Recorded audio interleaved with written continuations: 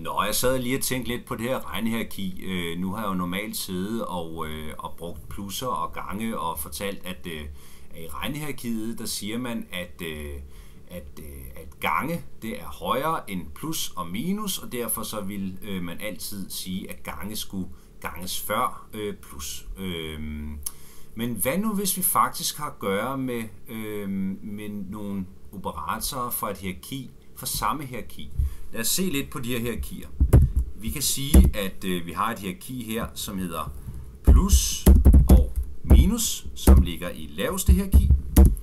Så har vi gange og dividere, som ligger i næstlaveste hierarki. Og så har vi kvadratrod, som jeg skriver square root her, og potensfunktionen, som ligger i et højere hierarki her, og så har vi allerøverst vores parenteser, som virkelig er kongerne.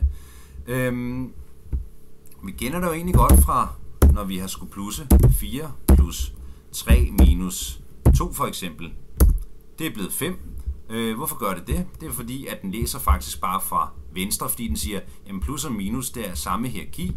Så vi siger altså 4 plus 3, det er 7, og 7 minus 2, det er 5.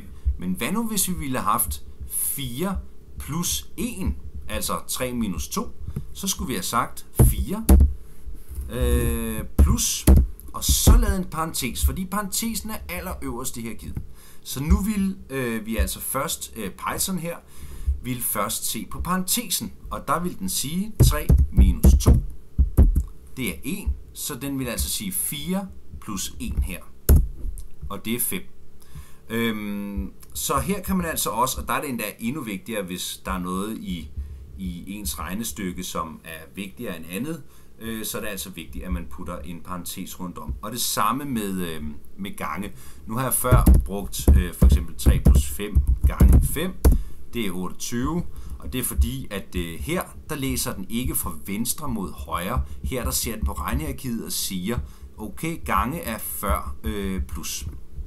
Sådan siger altså 5 gange 5, det er 20, og, eller det er 25, og 25 plus 3, det er altså 28. Og så er det, at jeg har sagt, at hvis man nu i stedet for i virkeligheden ville have haft, at det skulle være 3 plus 5, der skulle ganges med 5, altså 8 gange 5, så skulle vi have lavet en parentes rundt om, fordi parentesen er kongen, den er øverst. Så skulle vi have sagt 3 plus 5 ganget med 5, som ville være 40. Det svarer til, at vi havde sagt 8 gange 5. Og det samme gør sig altså gældende, når vi bruger, både når vi bruger gange og division og kvadratrødder og potensfunktioner. Men lad os lige prøve med et eller andet tilfældigt tal her. Vi siger 6 gange 4 divideret med 3. Det bliver 8. Hvad så hvis vi sagde 6 divideret med 4 og så ganget med 3? Altså det helt samme regnestykke. Det bliver 4,5. Og det er altså fordi, at først så læser den 6 ganget med 4. Altså den læser fra venstre mod højre, fordi det er de samme. De ligger ens i regnehierarkiet. 6 gange 4, det er 24. Så vil den sige 24 skulle divideres med 3, og det vil den kunne 8 gange. Og i det andet tal her, som er 6 divideret med 4 ganget med 3, så vil den sige 6 divideret med 4. Det er 1,5. Det vil sige 1,5. Og så vil man gange den med 3, og det vil blive 4,5. Så hvis man i stedet for vil sige, at den skulle sige, lad os sige, 6 skulle divideres med 4 gange 3,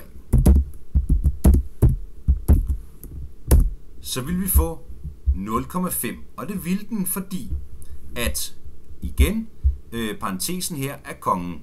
Så divisionstegnet her vil egentlig ikke være højere i hierarkiet nu. Derfor så vil Python først regne parentesen ud, som er 4 ganget med 3. Det er 12.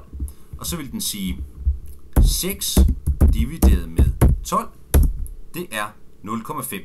Så det synes jeg lige var vigtigt at lige få med.